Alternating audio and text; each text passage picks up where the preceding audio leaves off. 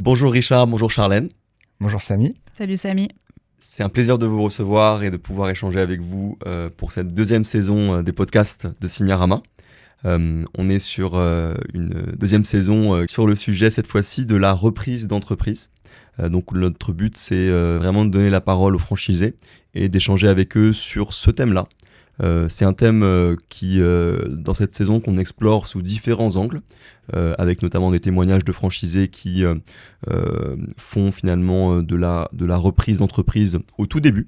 Ouais. C'est-à-dire qu'ils commencent, ils rachètent une entreprise de signalétique indépendante, ils la transforment en Signarama. On a aussi des témoignages de franchisés qui commencent et qui créent de zéro, et qui, parce qu'ils ont l'ambition, parce qu'ils ont les moyens, parce qu'ils ont l'envie de faire plus gros, vont... après quelques mois ou quelques années d'activité, racheter une entreprise pour l'intégrer dans leur périmètre. Et puis on a aussi des situations où c'est un mix des deux. Donc on va pouvoir parler un peu aujourd'hui de votre histoire, parce que vous êtes franchisé de Signarama Montpellier depuis 2010. Donc c'est une belle réussite déjà de par la longévité de l'entreprise. Et puis de pouvoir aussi parler de l'opération que vous-même vous avez fait de croissance externe, de revenir un peu là-dessus, ce qui s'est passé, ce qui s'est bien passé, un peu moins bien passé. Et puis le plus important pour ceux qui vont nous écouter aujourd'hui, qu'est-ce qu'on en tire comme leçon en fait ? Et avec quoi on repart de cette interview pour se dire si demain je suis dans une situation similaire, voilà à quoi je dois faire attention. Peut-être on peut commencer simplement voir d'où vous venez, comment vous êtes arrivé dans Signarama, parce qu'en 2010, j'imagine Charlène que le réseau n'était pas le même qu'il est aujourd'hui. Pas du tout. 2010, je crois qu'on a ouvert en tant que 19e magasin à l'époque. Évidemment, pas de Signarama existant à Montpellier. Nous étions à Paris à cette époque et notre envie était plutôt de descendre dans le sud, où on ne savait pas trop finalement. Mais on s'était cartographié Marseille, Avignon, Montpellier et pour tout un tas de raisons, la fléchette finale a atterri sur Montpellier. Grande aventure de prendre cette décision, de tout quitter, de vendre l'appartement de Richard, parce qu'à l'époque, moi, j'étais pas propriétaire. Moi, je terminais mes études, j'avais 23 ans et demi. Wow. Donc, un bébé, si je puis dire. Et puis, arrivé à Montpellier en avril 2010 avec l'idée d'aller démarcher les banques pour voir comment obtenir notre emprunt, commencer à rechercher un local, commencer à se projeter en recherchant un appartement. Donc, on est vraiment arrivés, nous, tous les deux, avec un sac à dos à la sortie du train à Gare Saint-Roch, à Montpellier, pour attaquer l'aventure Signarama. Et tu étais, Richard, toi déjà en poste quand vous avez pris cette décision ? Oui, en fait, c'était une décision un petit peu radicale, puisque moi, j'étais directeur commercial pour une grosse boîte d'externalisation commerciale. Donc, je travaillais pour des clients assez prestigieux, donc avec un cadre de vie où le pouvoir d'achat était plutôt pas mal, la vie à Paris, les soirées, les sorties, donc on connaît bien. Voilà, tout le côté sympathique de la capitale. Et puis effectivement, avec Charlène, on s'est rencontrés, on a décidé de se mettre ensemble, et puis l'envie commune en fait de créer, d'entreprendre. Donc on a mené des recherches, on était au salon de la franchise, regarder ce qu'on pouvait faire, comment on pouvait devenir entrepreneur, parce que le schéma du salarié à celui d'entrepreneur, en fait, ça n'a rien à voir. On ne l'apprend pas à l'école. Donc naturellement on s'est tourné vers la franchise et puis après réflexion, rencontre, on s'est orienté naturellement vers Signarama puisqu'on a eu le loisir de rencontrer Rouba et Olivier. Moi j'avais un ami qui connaissait quelqu'un qui avait le Signarama à Lyon. À l'époque, c'est lui qui nous a parlé en fait de Signarama, puisqu'on ne connaissait pas, on n'avait aucune velléité à travailler sur la communication visuelle, les enseignes, la signalétique, vraiment. Et en fait, il nous en a parlé, et puis on a pris nos sacs à dos, un billet de train pour aller rencontrer ce franchisé. Et voir du coup le magasin. Et visiter son magasin. On a passé une journée avec lui. Il a eu la gentillesse de nous expliquer son business, son quotidien, son parcours, son aventure. Et puis ce qui était marrant, c'est que En fait, c'est un type qui avait exactement le même parcours que moi. D'accord. Un ancien cadre, beaucoup de management, absolument aucune expérience dans l'entrepreneuriat, aucune expérience dans l'univers de l'enseigne et de la signalétique, et de fortes appétences sur la partie, par contre, commerciale. Ouais. Et puis, avec Charlène, on a décidé de créer Signarama Montpellier, parce que notre souhait, c'était d'accompagner et apporter de la valeur ajoutée, en fait, à des entreprises, des artisans, des commerçants, parce que au-delà de devenir entrepreneur, en fait, on apportait vraiment une vraie valeur ajoutée. Ouais. Et ça, c'est quelque chose qui nous animait. Et puis l'aventure a démarré comme ça. Oui, la signalétique est aussi un domaine. Moi, j'étais issue du coup de communication marketing à l'origine. En études, tu veux dire ? Alors, en études et en premier poste, puisqu'on s'est rencontrés dans l'entreprise de Richard au préalable. Donc, j'étais responsable de communication interne-externe pour le groupe. Donc, j'avais plutôt une appétence vers une franchise orientée communication, ou en tout cas une partie plutôt intellectuelle. Commercial aussi de fait parce que j'avais aussi cette casquette, mais on était tous les deux plutôt dans l'idée d'être sur ce type de poste-là, et on avait surtout envie de créer un job qui nous ressemble. Voilà, quand on est salarié, on rentre dans un groupe, on doit s'adapter, on a un rôle. Aussi bien Richard que moi, on aime en fait faire beaucoup de choses et l'envie d'être multitâche. Ouais. Voilà. Et donc, quand vous avez commencé Signarama, aucun de vous deux est graphiste, aucun de vous deux est fabricant de signalétique, Non. peut-être un peu bricoleur, mais pas beaucoup plus Même que ça. C'est vrai qu'on est arrivé à Montpellier, pas de famille, pas d'amis, on connaissait personne à Montpellier, on connaissait pas le marché, pas de logement, on connaissait pas de clients, zéro réseau, pas de famille, enfin rien. Et l'aventure. Et donc, comment vous êtes répartis les tâches au départ quand vous avez ouvert ? J'imagine que, puisque vous avez tous les deux des profils plutôt commerce, comment ça s'est passé ? Alors, le côté sympa, c'est que, aussi bien Richard que moi, on a un côté commercial, mais je pense qu'on sait aussi théâtraliser pas mal de choses. Donc, en fait, on s'est attribué des rôles en fonction des situations. Notre premier client, à l'époque, quand on est allé le rencontrer, on n'y connaissait rien. On avait des gouttes jusque-là à se dire qu'est-ce qu'on va lui dire, qu'est-ce qu'on va lui vendre, comment on va lui expliquer les choses. Le commerce nous aide à avoir un discours plutôt cohérent. Et à cette époque, Richard s'était présenté comme responsable Signarama Montpellier. Et moi, j'étais la graphiste qui venait justement... Donc, en fait, on s'est attribué des rôles au début pour paraître pertinent auprès d'un client, ce qui s'est très bien passé parce que ça a d'ailleurs été notre premier client. Merci à eux d'ailleurs. Et en fait, naturellement, Richard était plutôt sur la partie commerciale terrain, développement.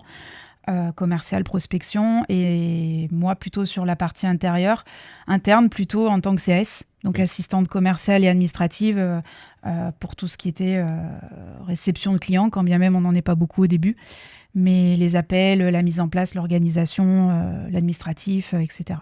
Ouais, donc en fait, vous aviez dès le début, finalement, les fonctions du commerce terrain et des rendez-vous clients à l'extérieur à Montpellier et autour qui étaient couverts par Richard.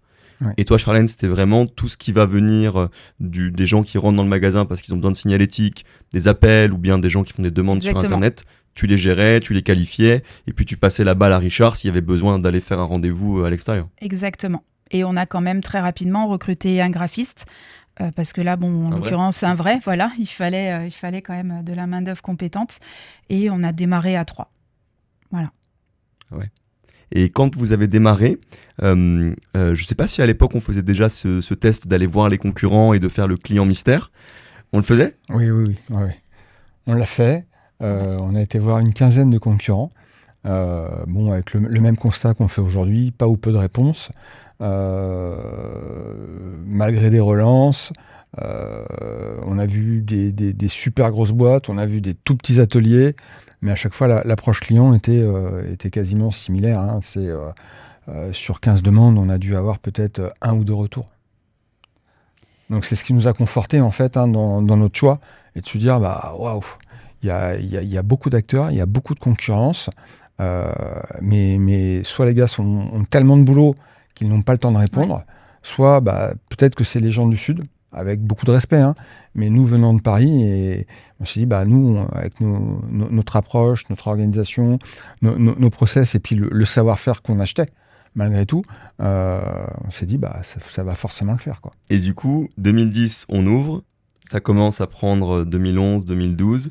Vous avez, sur les peut-être 5 premières années, une croissance qui est stable?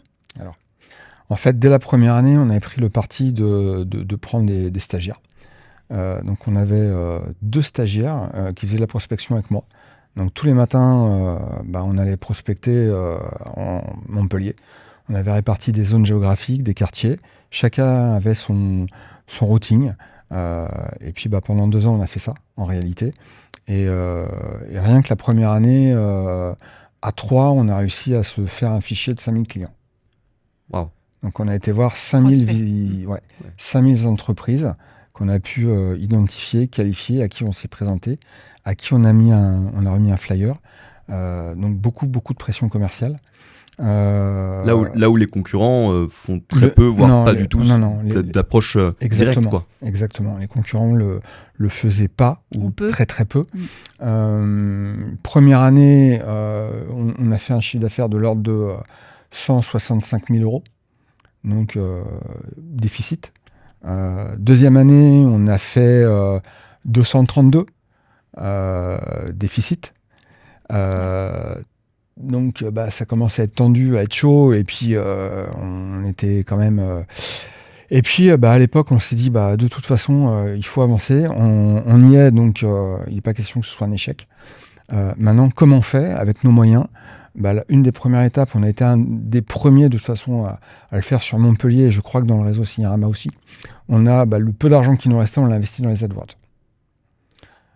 Et de donc là, les mots-clés Google, les mots-clés que tu achètes et tu dis le mot, quand quelqu'un tape enseigne ou enseigne Montpellier, je veux être dans les meilleurs résultats. Exactement. Ouais.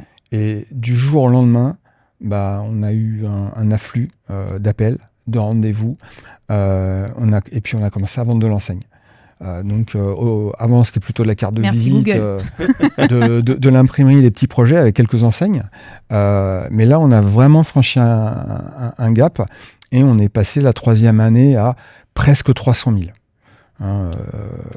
Donc là on a atteint l'équilibre au bout de la 3e année. Okay.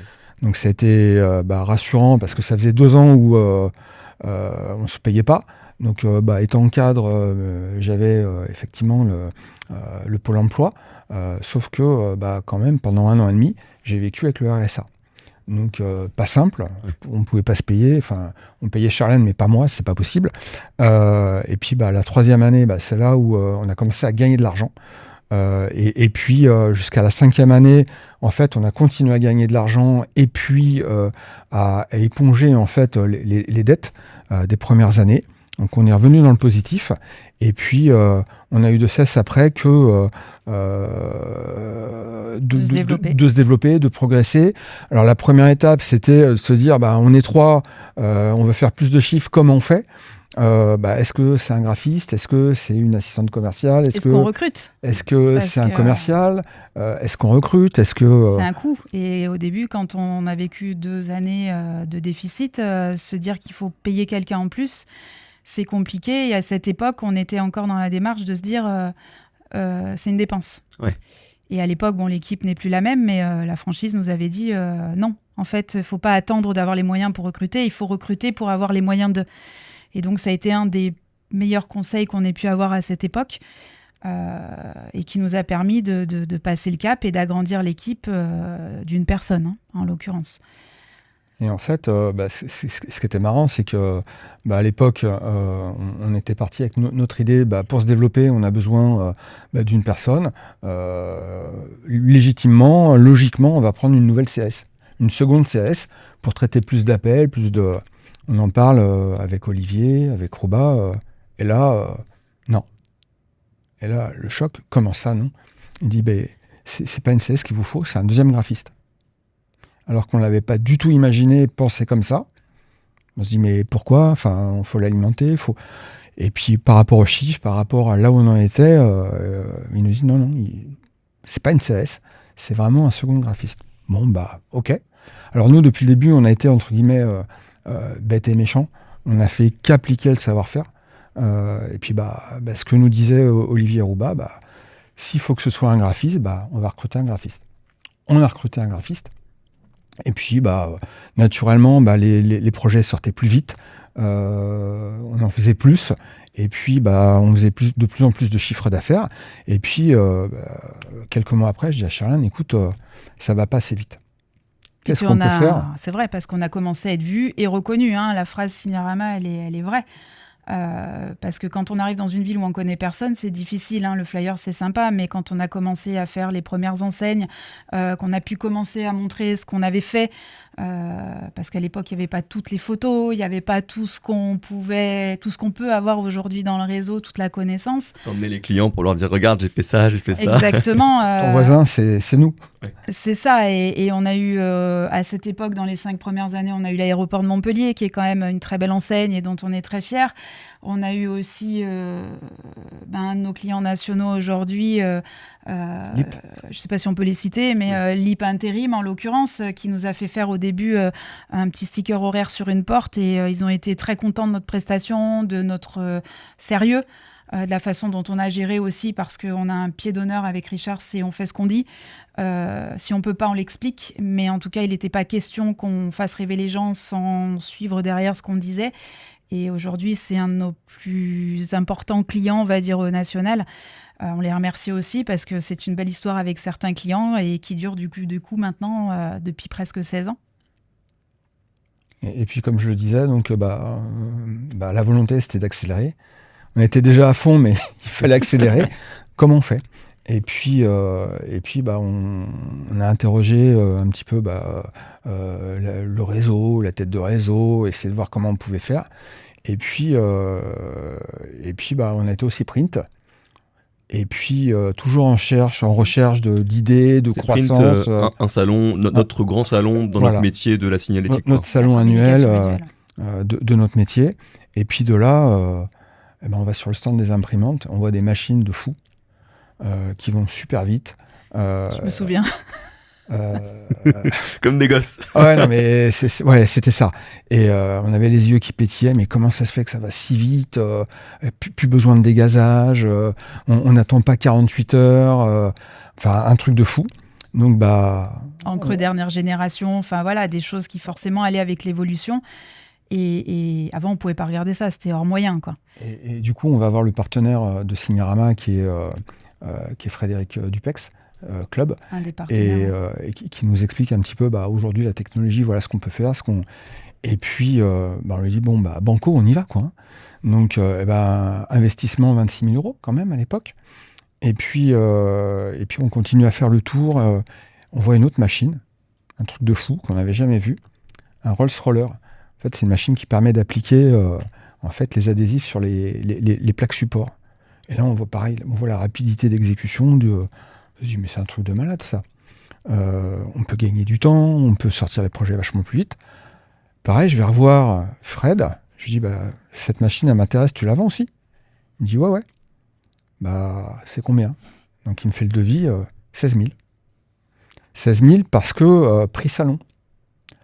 Je dis, j'appelle Charlène quand même, qui était restée au bureau. Je dis, qu'est-ce que t'en penses ? Ouais, du coup, le C-Print est devenu un vrai choc pour moi chaque année parce que quand Richard me dit je veux au C-Print avec Chloé en l'occurrence ou avec les graphistes précédents. Donc du coup, on est revenu du C-Print avec une commande, je crois qu'il y en avait pour 75 000 €. On a renouvelé complètement en l'espace de 3 semaines tout notre équipement. On a gagné un temps de malade. Des projets il nous fallait 3 semaines pour les sortir. Là, on les sortait en 24 heures. Puis ça nous a permis du coup d'approcher des clients plus importants, plus gros. En même temps, on a effectivement eu le contrat Reparstore avec beaucoup de véhicules à faire, beaucoup de préparation, d'organisation, et ces machines nous ont permis de gagner du temps, de mieux nous organiser, d'être à la pointe, si je puis dire, parce que le C-Print propose quand même les machines dernière génération. On intégrait des encres UV écologiques, etc., etc. Donc oui, on a grandi avec les machines. Ouais. Et après, je me souviens que la deuxième question, c'était « Ok, on n'a plus de place.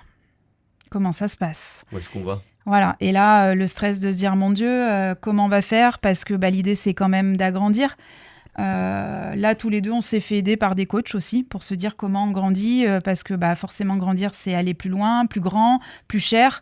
Donc, de nouveau, comme le recrutement, c'était une dépense. Et jusqu'au jour, on nous a dit, mais c'est comme des enfants, quoi. Quand on passe du 35 au 38, la paire de chaussures, elle rentre plus dans la même boîte. Et donc, on a suivi, en fait, ce coaching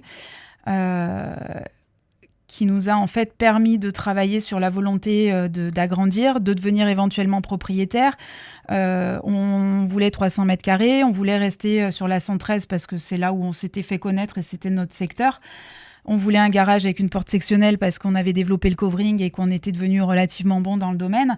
Et puis quand on a rencontré un promoteur immobilier ou en tout cas un agent immobilier, ils nous ont dit « Non mais les gars, vous rêvez quoi.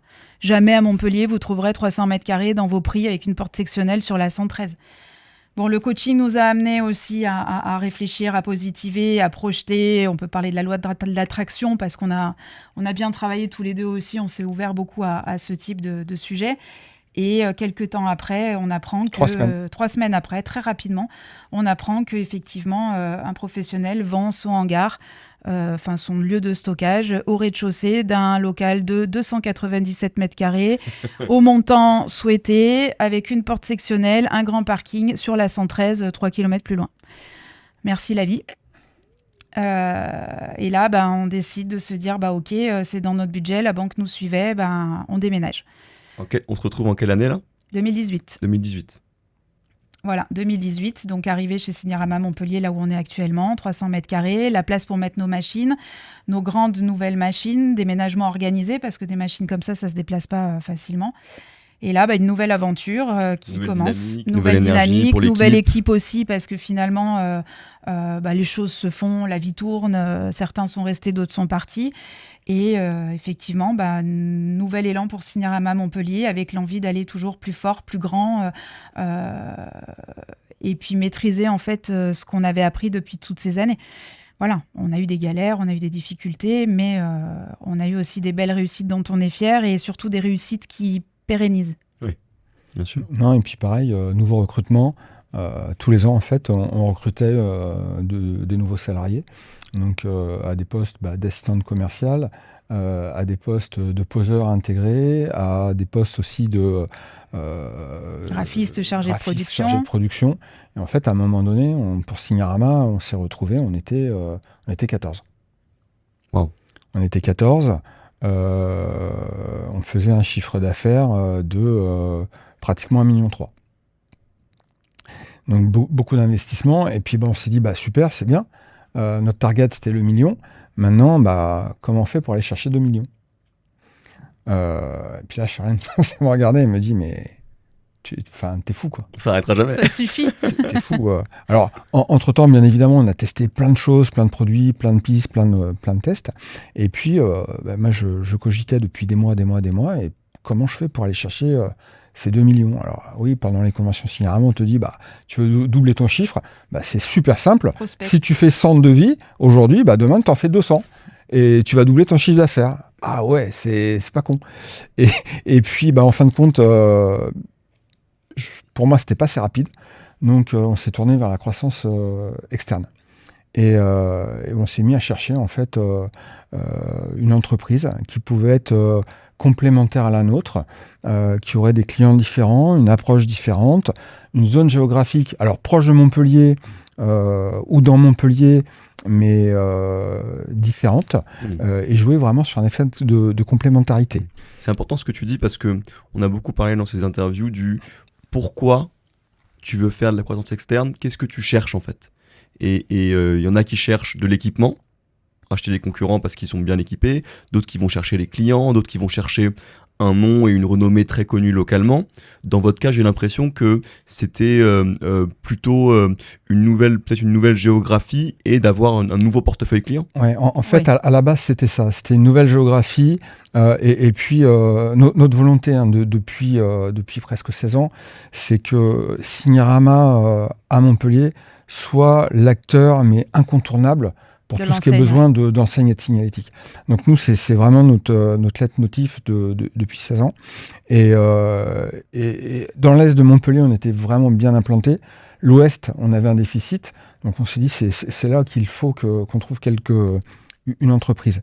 Et puis, on a cherché, rien. Alors un déficit, c'était pas vraiment un déficit, c'est surtout effectivement qu'on est dans une région à forte concurrence. Et on avait beaucoup d'acteurs dans le sud de Montpellier qui nous empêchaient l'accès à cette partie de clients. C'était pas un manque de notre part ou une proximité. Mais c'est vrai que dans l'idée, au début, on s'était même intéressé à des entreprises à Toulouse, je crois, dans d'autres régions. Pas Toulouse, Perpignan. Perpignan, pardon. Parce que Julien ne sera pas content. Non, pardon, Julien. Et c'est vrai qu'en plus, encore une fois, comme quand on apprend à gérer une entreprise, comme quand on apprend à devenir entrepreneur, on apprend aussi finalement à racheter une entreprise. En parlant à droite à gauche avec des personnes qui avaient déjà eu cette expérience, on s'est aussi rendu compte que faire les allers-retours à Perpignan, en fait, plusieurs fois par semaine, c'était irréel. On vit déjà au boulot, on passe notre temps au boulot. Donc rapidement, par chance, on a pris conscience qu'il fallait plutôt trouver le local pour faciliter les déplacements, pour faciliter la présence dans ce nouveau point de vente, pour rendre autonome aussi ce deuxième point de vente. Et du coup... la porte s'est ouverte à Montpellier. Voilà.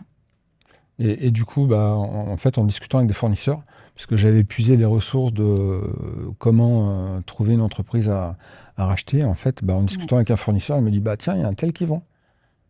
Et là, et rien que quand il m'a cité le nom de cette marque, qui était une marque, en fait, c'était un concurrent qu'on connaît, mais très très bien, qui était très fort, très bon. Qu'on a admiré pendant une des réputation, années. C'était un peu notre modèle. Ouais. Vraiment. Quelqu'un de très très bien. Donc du coup, on est rentré en relation, on a appris à se connaître, ça s'est très bien passé. On a eu des échanges sur les performances de l'entreprise, on a eu la visibilité, on a fait chiffrer l'entreprise par un cabinet d'experts comptables. Par nos conseils. Oui. On a eu plein de conseils, des avocats, des experts comptables, pour valoriser cette entreprise et puis à aller jusqu'à la conclusion, jusqu'à l'achat de l'entreprise. Donc ça s'est fait en 4 mois. Donc pareil, quand on fait quelque chose, on va très très vite. Oui. Peut-être qu'on a été trop vite. Trop confiant. Non, sachant aussi malgré tout, parce qu'on a beau prendre tous les conseils à droite à gauche, de nos conseils justement, il y a toujours des choses qu'on ne peut pas savoir si on ne l'a pas vécu. Et effectivement, on était content en fait d'avoir été approché par cette entreprise qui était pour nous un modèle depuis des années. Mais avec aussi forcément du doute. Qu'est-ce qu'on fait ? Est-ce qu'on y va ? Est-ce qu'on n'y va pas ? Et puis on était en stress malgré tout. Et ce concurrent, qui après est devenu notre échange, nous a très bien accueillis, nous a paru formidable, alors même qu'on ne s'était jamais parlé en 16 ans. Pour la petite anecdote, c'était un des confrères qui nous avait repérés lors des visites mystères 16 ans avant. Donc en fait, on ne pouvait pas dire avoir démarré l'aventure dans la signalétique, on va dire de façon sereine et complètement neutre. Donc on se disait, pourquoi nous en fait ? Pourquoi nous, alors qu'à l'époque, il avait relativement mal vécu notre visite, quoi. Oui. Ouais. Mais il est vrai aussi qu'on est des personnes sérieuses, on est des personnes, effectivement, Signiarama Montpellier aujourd'hui est quand même sur la place. On n'est pas des gens à se montrer, on n'est pas des gens à en mettre plein la vue, on n'est pas des gens à faire des promesses. Et notre réputation est faite aussi sur notre discrétion. C'est-à-dire que beaucoup de gens connaissent Signiarama Montpellier, mais peu connaissent finalement Charlène et Richard. Et certains confrères connaissaient aussi notre sérieux, notre humanité aussi. Et puis, forcément, nous voyant grandir, donner cette image de quelqu'un de sérieux pour une reprise d'entreprise. Surtout que Laurent, pour ne pas le citer, quand il a souhaité vendre son entreprise, il voulait effectivement qu'on fasse perdurer sa marque, qu'on fasse perdurer son bébé. Ça fait 20 ans qu'il l'avait, lui, créé et ouvert. Et on a aimé cette démarche, en fait, parce qu'on n'était pas là pour écraser, pour dénaturer, pour changer quoi que ce soit. Ouais. Le but, c'était d'avoir de la continuité. Exactement. Comme souvent... Et il voulait quelqu'un de bien pour ça. Ouais. On sait souvent ce qu'on cherche quand on reprend une entreprise. On veut faire du nouveau, bien sûr, et il faut racheter pour faire différent. Ouais. Mais on veut aussi, en même temps, s'inscrire dans l'historique et dans ce qui a été fait jusqu'à présent. je connais bien le sujet aussi avec Signarama et on le travaille tous les jours. Donc vous rachetez cette entreprise qui s'appelle Illimited, Ouais. qui est à l'autre bout, on peut dire, de Montpellier, Oui. parce que Sud. c'est géographiquement très c'est pas à côté. Le périmètre d'Illimited à ce moment-là, en termes de chiffre d'affaires, ça représente combien ? On est aux alentours de 750 000 euros. D'accord. Par Et vous, avec Signarama Montpellier, vous êtes 1,2 million. 1,2 million. Donc si on pensait bêtement que 1 + 1 = 2, on se dirait, waouh, t'as tes 2 millions et ça y est, tu Ouais. fais tes 2 millions. Exactement, ouais. Sauf que ça s'est pas passé exactement comme ça. Non, pas du tout. Et ça fait partie du risque de la reprise, c'est que on connaissait le métier, on connaissait les machines, on avait plus ou moins les équipes en place, mais effectivement, commencer à sortir de chez nous pour aller là-bas, une entreprise, elle tourne pas toute seule. La reprise s'est faite avec du coup 2 locaux. Notre local plutôt à Vendargues et le local de Laurent à l'époque à Saint-Jean-de-Védas. Très beau local en l'occurrence, très beau bâtiment. Mais déjà, les allers-retours sont très vite devenus compliqués parce que quand on est sur un site, on n'est pas sur l'autre.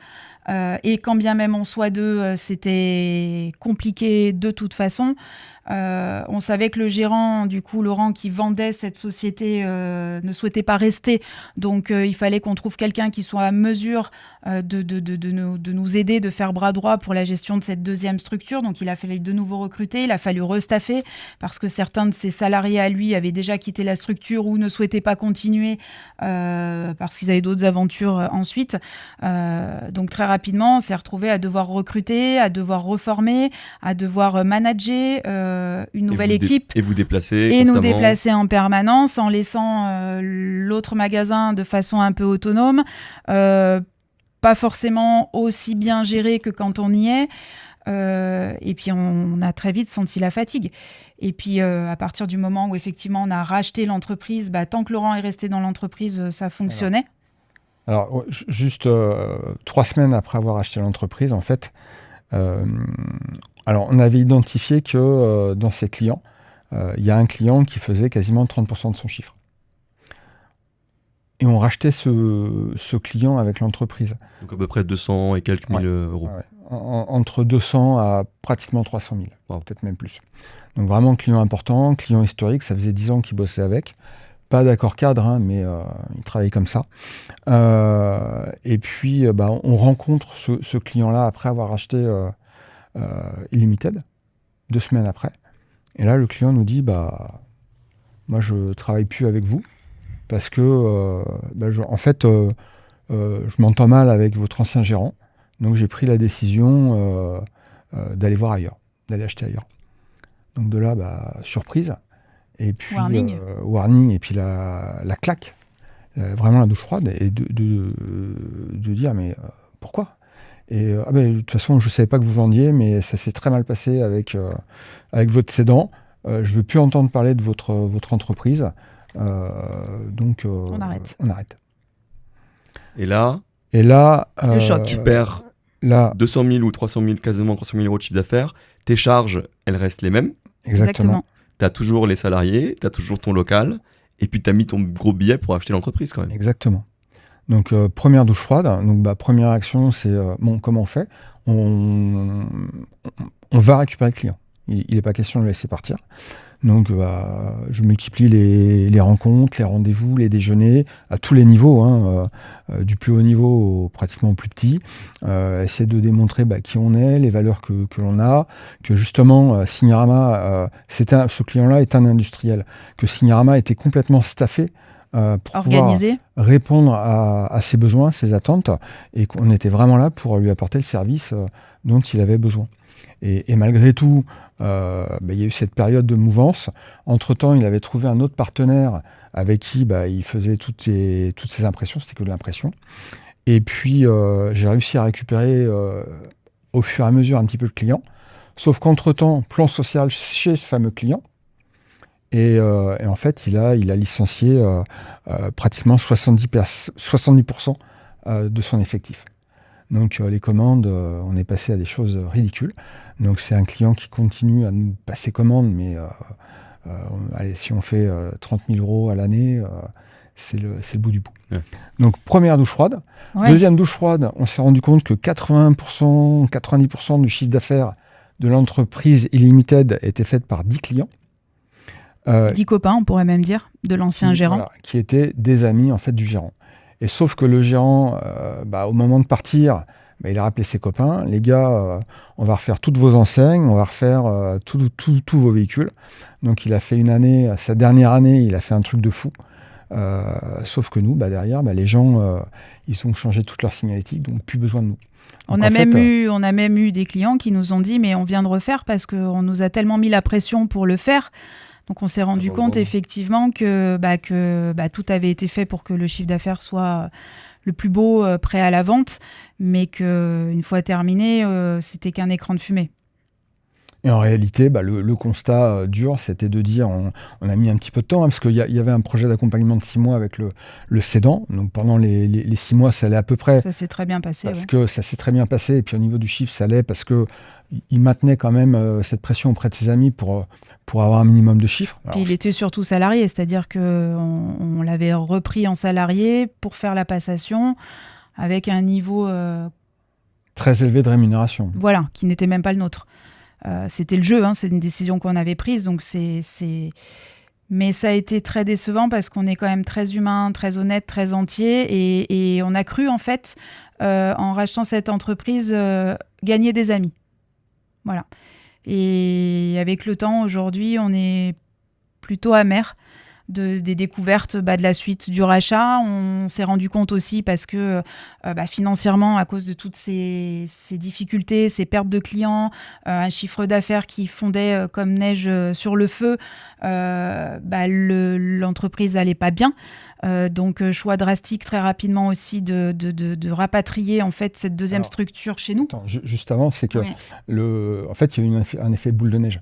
C'est le temps passé chez Limited pour faire avancer cette marque et gérer cette nouvelle équipe. On a délaissé Signarama. Donc d'une situation où Signarama marchait très très bien, en fin de compte, il y a eu des petits grains de sable dans les engrenages. Donc ça a ripé. En plus, c'était une période... d'un seul coup, il y a eu un arrêt économique en termes de commandes. On s'est retrouvé d'1,2 million, presque 1,3 million annuel, à un chiffre de 900 000 euros. Tu perds 400 000 d'un côté. De l'autre côté, ce que tu as acheté, ça vaut plus grand-chose.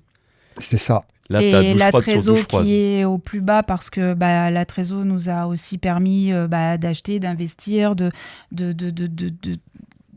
nous permettre aussi ces dépenses sur cette croissance externe. Et comme le dit Richard, en fait, ça a fait un effet boule de neige catastrophique. C'est-à-dire qu'au mois de juin, c'était très, très compliqué. Laurent terminait en juillet. À partir de août, il ne s'est plus rien passé. Septembre, pas grand-chose de plus. Avec, on le rappelle, sur les 8 derniers mois, des salariés nouveaux qui ne connaissaient pas forcément le métier. Nous qui étions plus dans notre structure d'origine. Alors... Voilà, donc, et des charges de folie. Non, et puis il y a eu d'autres facteurs. C'est-à-dire que il a fallu très vite réagir parce que quasiment 6 mois avant ou 7 mois avant, on était dans une situation ultra confortable avec un niveau de trésorerie, mais on était tranquille pour des années. Et que en toute humilité, mais tout allait bien. Tous les signaux étaient ouverts. Oui, tout allait bien. Et puis, on est plutôt en gestion paternaliste. C'est-à-dire qu'on n'est pas des gens qui dépensons. On va investir intelligemment. Mais on ne s'est pas acheté un bateau en se disant on a une trésor, super, on est riche. Ouais. On ne se l'est pas versé en salaire. Non. C'est pour ça qu'on a toujours eu plus ou moins les reins solides parce que trésorerie très importante, mais qui était destinée au fonctionnement de notre entreprise. C'était notre sérénité. Donc, douche froide à plusieurs reprises. On touche, on peut dire, le fond. On touche le fond, on arrête de creuser, on touche vraiment le fond. Ouais. Comment on remonte ? Alors, l'idée, c'est de se dire, on s'entraide déjà ? Qu'est-ce qu'on fait ? Effectivement, ça resserre les liens. On est obligé de toute façon d'être encore plus complémentaires et puis être présents l'un pour l'autre, parce que moralement, c'est c'est l'hécatombe, hein, c'est le drame, sans compter les histoires de caution personnelle auprès des banques. Donc là, c'était on perdait tout. Ouais. Ce que tu as construit depuis 15 ans. Depuis 15 ans. Exactement. On perdait maison, local, on était caution personnelle sur les différents crédits. Bref, c'était vraiment on s'est vu endetté, le on s'est vu à la rue, on s'est vu plus pouvoir nourrir notre fils, on s'est vu vraiment tout perdre. Sachant que quelques semaines avant, mois avant, quelques semaines avant, je venais de me faire flasher pour un retrait de permis pour 6 mois. Donc, on a tout eu, sachant qu'en plus, sur le gâteau, 2 ans avant, on avait investi dans un deuxième local pour faire une annexe à Signarama et un local qui est à 100 mètres. Et puis déficience du promoteur. Donc les banques qui nous mettent la pression pour payer le crédit et le local toujours pas livré. Bref, tout est arrivé en même temps. L'enfer. Et moi, de suite dans ma tête, ça y est, on a tout perdu. Idée noire, hein. Clairement. Idée noire, on a tout perdu. Quasiment dépression. Dépression, ouais. On va partir en HLM. Je vais me trouver un job chez McDo. Et puis c'est la fin. Et puis voilà. Et puis c'est la fin. Donc dans la foulée, j'appelle Olivier. Je dis écoute, je sais pas, mais dans une ou trois semaines, on ferme. Ok. C'est fin de l'histoire, c'est terminé. J'ai échoué. Donc sentiment de culpabilité super fort. J'ai échoué à titre professionnel, j'ai échoué à titre personnel parce que je mets en danger ma famille, Charlène, notre fils. Donc super dur. Et puis j'échange avec l'équipe franchise en général, parce qu'on a eu des conseils de droite et de gauche où on nous a dit en fait faut réagir. Nos comptables aussi ont été exceptionnels à nous dire en fait il faut tailler dans la masse, il faut réduire les coûts, il faut se décharger, c'est le cas de le dire. Donc votre seule et unique porte de secours, c'est effectivement rapatrier les biens mobiliers de Saint-Jean-de-Védas à Vendargues pour vous libérer déjà du loyer qui était monstrueux par rapport à la capacité de l'entreprise. Il faut effectivement peut-être vous séparer de certaines personnes parce que là en l'état les chiffres le permettent pas. Et puis on y va quoi. Donc Richard très très très affecté, compliqué, avec l'aide de nos comptables, avec l'aide de la franchise, avec l'aide des personnes qui nous ont donné la main. Je recitais Jay, notre Big Boss World, comme je l'appelle, qui depuis les États-Unis nous envoyait des messages positifs pour nous donner l'envie quand même de continuer. Et moi, dans cette phase-là, voyant Richard complètement sombré, j'ai été très affectée. Je me suis dit, en fait, là, il n'y arrive plus, je prends le relais. Voilà, je me suis mise en mode requin côté Signarama Montpellier. Je me suis mise à dire il n'y a pas un appel qui est loupé, il n'y a pas un devis qui n'est pas converti, il n'y a pas... Richard s'occupait plutôt, lui, de l'autre côté, de comment on va rapatrier Illimited chez Signarama. On s'était dissocié vraiment les tâches. On a dû bouger des choses chez Signarama parce qu'on n'avait pas la place d'avoir Illimited aussi, mais on s'est adapté, on a fait ce qu'il fallait, on a rapatrié tout ce qu'on pouvait. Septembre, de coup, octobre, on a fait ce qu'on pouvait pour survivre. On refait un mois à 100 000 euros. Donc, en fait, ce qui s'est passé, c'est que... Chez Signarama, en l'occurrence. En fait, le cauchemar a démarré le 26 août. Pour moi, avec prise de conscience, un soir à me dire, mais comment on va payer toutes nos charges ? Et là, ça s'est enchaîné. Et en fait, j'ai passé des nuits entières à ne pas dormir. Oui, bien sûr. À travailler sur des business plans, mais j'ai fait 20 scénarios. Et puis, il m'a fallu quand même 2 jours pour accuser le coup. Et par contre, passer ce délai-là, ça a été action. Ouais. Mais immédiatement, action, c'est trop de charges, on réduit les charges. Donc, comme l'a dit Charlène, on évacue le deuxième local, on évacue 50% de l'effectif de la masse salariale. Et tout ça, c'est fait en 1 mois. Wow. En 1 mois, on a fait ça. En parallèle, comme je le disais tout à l'heure, j'avais plus de permis. Le père de Charlène m'a véhiculé pendant 6 mois. En fait, la seule réponse quand ça va pas, c'est le terrain. Et en fait, rendez-vous. En fait, je me suis concentré exclusivement sur la partie commerciale. Ouais. On revient aux bases. Les fondamentaux, le basique, plus de management, plus de réunions, plus de... Non, de l'efficacité, rentrer des commandes. Et dès le premier mois, en fait, c'était efficace immédiatement. Et puisque dès le premier mois, on était plutôt à un niveau, à cette période de rentrer des commandes de l'ordre de 60-65 000. Bah là, on rentrait 100, septembre, on a rentré 100, octobre, on a rentré, je crois, à 120, novembre, 140 ou 145. Wow. Et parce qu'on s'est vraiment mobilisé, focusé. Et l'équipe qui restait en place s'est aussi mobilisée, focusée, c'est-à-dire qu'ils ont accepté de traverser ces difficultés avec nous. Pour pas citer certaines salariés, en l'occurrence, qui nous ont dit vous êtes là pour nous quand tout va bien et on est là pour vous quand ça va mal. On sait que quand vous pouvez, vous le faites, donc on sera aussi là quand ça va pas. Donc on était fiers d'eux et en fait c'était la plus belle reconnaissance aussi de se dire on se donne la main et on reste là avec vous et on traversera ensemble. Ah ouais. Et voilà. Là c'était vraiment... On revient aux fondamentaux, on applique et ça marche. Oui.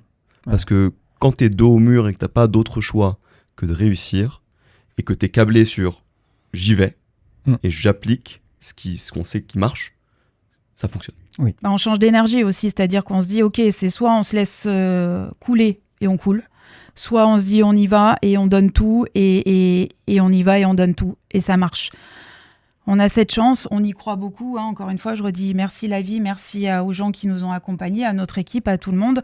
Merci aussi de cette situation parce qu'on a beaucoup appris. On a été aussi très déçus finalement parce qu'on s'est rendu compte après le rapatriement de la société Limited que dans nos locaux, que les machines qu'on n'avait certainement pas testées les unes après les autres, les appareils, les outils, en fait les 3/4 étaient morts. Wow. Voilà, on a acheté des boîtes vides, on a acheté des visseuses qui n'existent plus sur le marché, on a acheté des imprimantes qui tournaient à peine et qu'il fallait encore réparer. Ça n'a été ensuite qu'un enchaînement de déceptions et de découvertes et de déceptions parce qu'encore une fois, on avait l'impression d'avoir gagné des amis. Et du jour où on est parti du local à cause des charges, encore une fois, pas à cause de Laurent, on n'a plus de son, plus d'image. Ouais, j'imagine. Voilà. Alors, et là, humainement, ça a été très compliqué. Plus d'image. Nous, situation délicate, dans la foulée, ils sont empressés de mettre un autre enseigniste dans son local. Ouais, d'accord. Et là, en fait, on est tombé de très haut parce qu'on pensait vraiment pas que l'homme qu'on avait rencontré, l'homme qu'on avait senti, pouvait être l'homme qui a fait ce qu'il a fait. Voilà. Et donc, le dénouement de cette histoire, c'est que vous reprenez en main l'ensemble de l'activité, Illimited, Signarama. Oui. Vous lâchez pas et vous êtes déterminé. Le mot résilient est hyper adapté ici, parce que on se prend une énorme tarte, puis une deuxième tarte, puis peut-être une fessée, et on se relève et on se dit go, on y va. Et aujourd'hui, comment vous êtes dans le business ?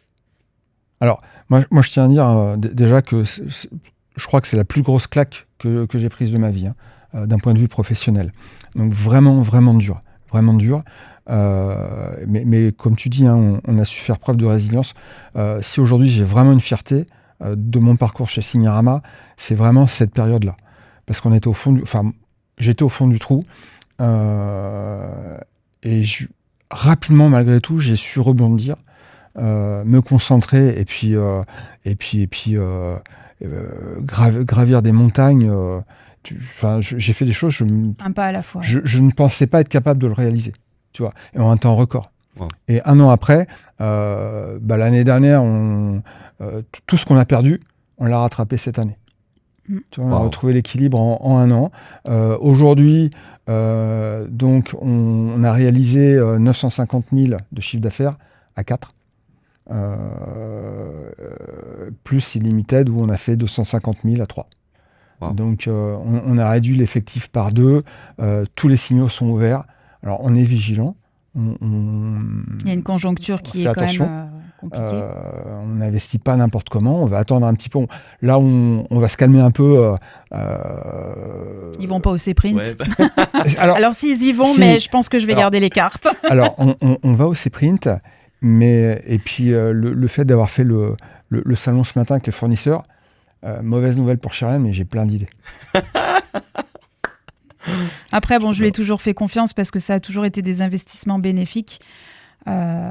Mais voilà, là, les entreprises vont bien et bon, on a acheté finalement de la difficulté, on a acheté une coquille vide, on a acheté de la déception, on a acheté l'une des plus grosses douleurs de notre vie, mais on a aussi aujourd'hui acheté des gens qui nous ont rejoints sur la structure Illimited, donc une nouvelle équipe fabuleuse. Avec une envie de continuer à développer cette marque et puis surtout on s'apporte mutuellement, c'est-à-dire que la structure que connaît Signarama, l'organisation de Signarama, le savoir-faire Signarama, les logiciels Signarama, forcément on les a dupliqués pour Illimited et du coup le pilotage est aujourd'hui beaucoup plus cadré, beaucoup plus serein. On fonctionne avec vraiment 2 entités différentes, 2 marques différentes, mais les uns sont là pour aider les autres, du coup on optimise nos machines, on optimise nos coûts, on optimise nos forces. Donc ça, c'est vraiment le côté positif aussi, de se dire que finalement, 2 marques marchent main dans la main, l'un à côté de l'autre. Avec aujourd'hui, on espère une nouvelle vie pour Illimited et la continuité positive et toujours plus forte de Signarama. Merci pour ce Merci témoignage. à toi. C'était Merci à toi, Samy. génial d'entendre ça et de revivre avec vous. J'étais accroché sur le ça va bien, les frissons, la douche froide, je l'ai senti quand vous en parlez. Ça poigne, quoi, ça prend aux tripes. Et de voir que maintenant vous avez appris de cette leçon, vous êtes plus résilient et vous êtes ressorti plus fort. Ouais. Et calmé quand même. Et calme. Pas pour longtemps. Pas avant le prochain sprint. C'est ça. Merci. Merci à toi. Merci, Samy.